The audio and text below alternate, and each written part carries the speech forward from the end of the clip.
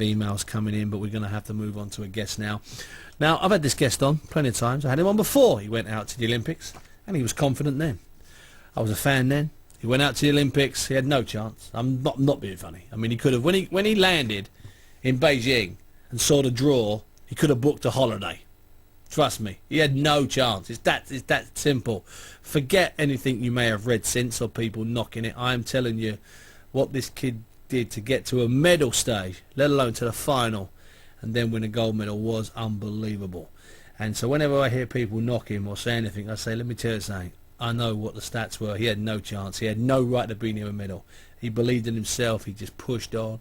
He beat guys that were terrific fighters, who'd beaten terrific fighters.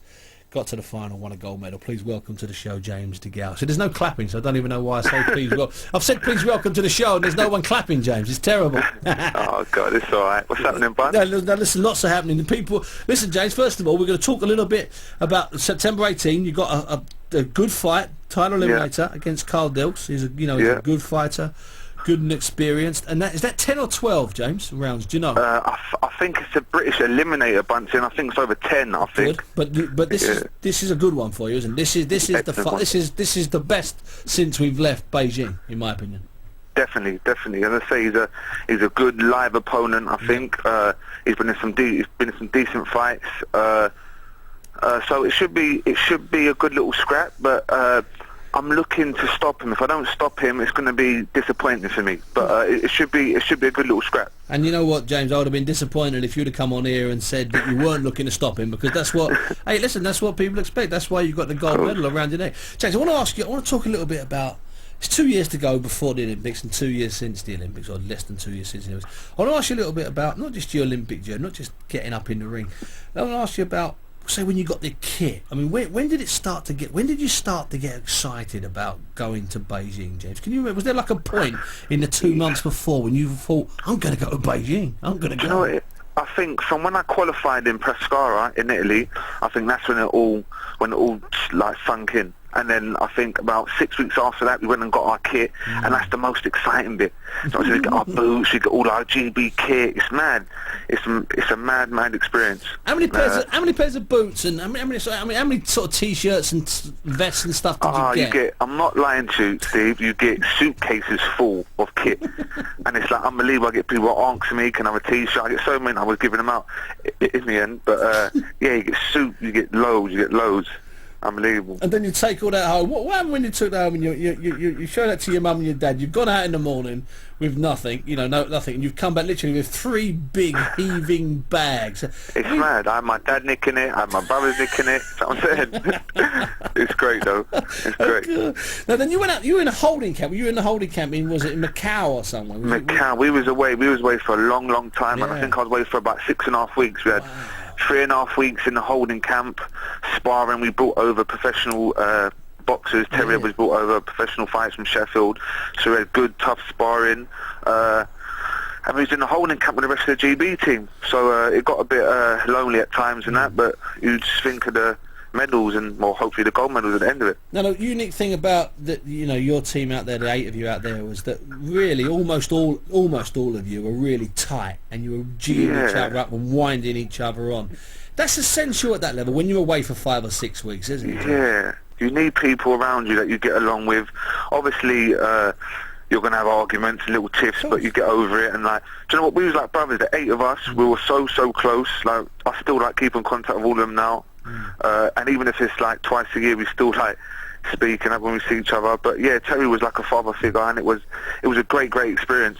Bunty, it was wicked. Yeah, I've got a text coming from a guy called Dave who sort of signs on one of the websites, Boxer. He said, who do you think of the? Do a little quick report on what you think the other 5 are doing. The other Olympians, Pricey, Frankie Gavin, Billy Joe Murray. Keep forgetting about Joe Murray. He's gone under the radar a bit, and I mean that nicely. I like the kid. And Tony Jeffries got a draw last time round. You're obviously unbeaten. How do you sort of see their progress, James? I mean, both as friends and boxers. Yeah, well, Jeffrey, that was a bit of a mad one, the last one out, to be honest. Yeah, like, I can't really comment on that because I'm not get myself in trouble. No. But apart from the rest of them, like David Price, yeah. David Price, I think he's coming on wicked. I think he's one of the best heavy. I think he, you know what, probably, yeah. I say one of the best super heavyweights out there. Who else? Frankie's excellent, isn't he? The skills he's got is unbelievable. Who else is there? Joe Murray ain't really. Oh, Billy Joe Saunders is another one. And Joe's great. Joe Murray really heard too much about Joe Murray. Yeah, I mean that nicely, but he has gone under the radar. I mean, it's not meant so. Well, let's hope he can pick it up. Now, James, when you're actually out there now, let's say you're at the Olympics now. You've got to weigh in all the time. You've got suddenly now there's not just a little GB team of a few hundred. Suddenly there's 6 or 7 or 8,000 athletes there. The village is just a buzz. How do you concentrate when there's that many people literally going crazy? Like, you're rubbing shoulders with Usain Bolt and Rafael Nadal and things like that. But I say, it's the biggest show on earth, so you've got to just keep focused, keep your calm, and just get along with the job that you have to do, which we all did, and we've come out with a couple medals. So yeah, but it's hard though. It's hard because there's a McDonald's in the village. Like the village is unbelievable. As I say, it's like the biggest show on earth, and like it's crazy. The whole village. It's mad, Bunty. It's just like I mean, I've been inside a few Olympic villages, and you know, I just think if I was an athlete, this would just be about the greatest place in the world to be. No, I mean that nicely. It's just the greatest place in the world. It is. On a serious note, I think there was even like a nightclub in the village. It was like, it was mad. Like, it's crazy. So there's a lot of distractions in that, but you've got to keep focused, man. Because that's one of the things that happens. That first week, the swimmers are competing. Of course, the second week, the swimmers aren't competing. The athletes are competing, and all the swimmers do is party like nutcases. Now, so have you got to be moved to? Did you sort of get a quieter room that second week as you were getting closer to a medal, James? Did you get any different treatment the closer you got to a medal? Do you reckon? Do you know what? I didn't. Everyone was just telling me to keep focused and like just get along with the job you have to deal with. But me, I couldn't do much socialising and too much partying because I boxed the first day to the second to last day. So I was in competition for the whole 2.5 weeks I was there, Buncey. So. It would have been nice to have had a gold medal and then had a week of partying, wouldn't it? Really? That's what I'm saying.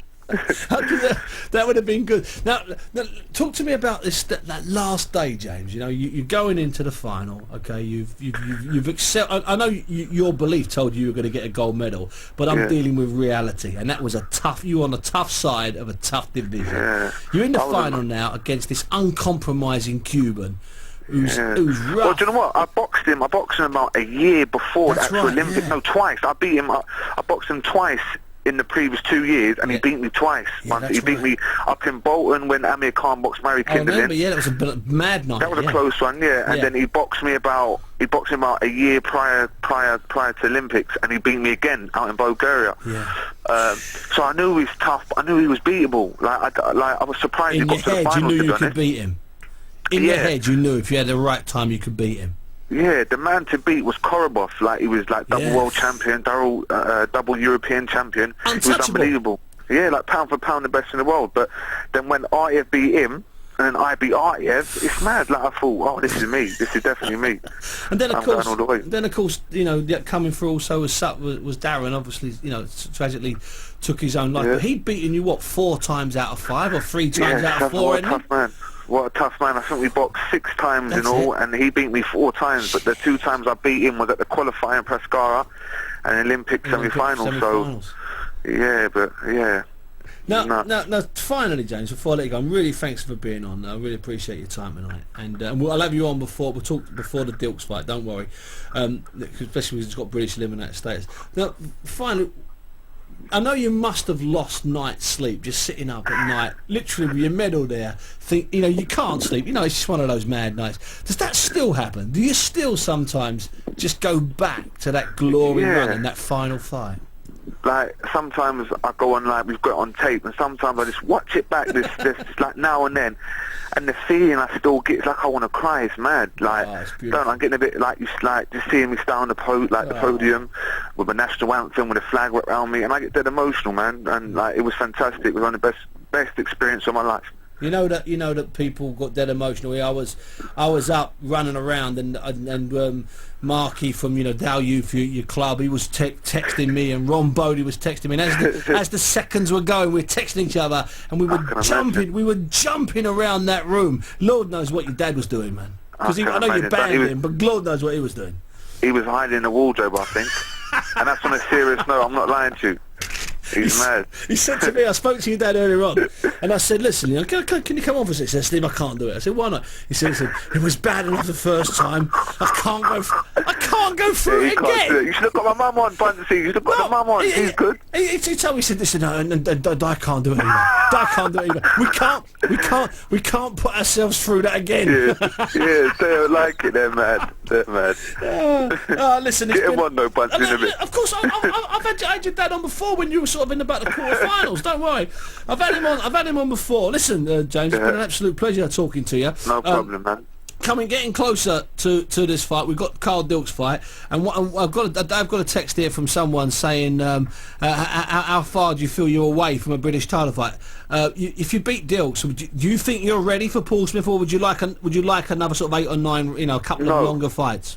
No, listen, the future's bright, the future's chunky. It's just round the corner. As I say, I'm close friends with the Smith family. That would probably be hard to make. Yeah. But as I say, business is business. You know what I'm saying? If we have to do it, we have to do it. But as I say, man, I feel domestically I'm the best already, and that's on a serious note. But only time will tell, and let's do it. Let's do this. Listen, it's been a pleasure having you back on the show, James DeGale there. No problem, man. Now listen, James DeGale. See, what I like about getting James DeGale on is that James DeGale often speaks his mind, and he says, "I'm the best, I'm this." But you hear him there. That's a different James DeGale. That's a boy talking about something that happened to him, and it's something that all sportsmen that are involved in Olympic sports dream about. They dream about that Olympic appearance, just getting the bags. I know that about getting the bags.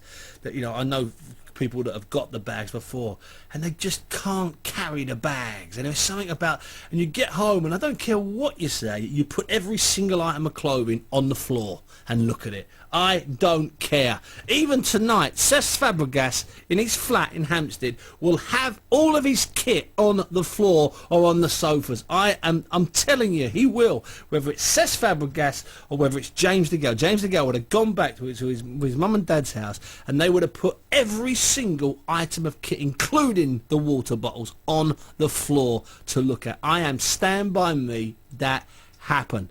If you sent in a James DeGale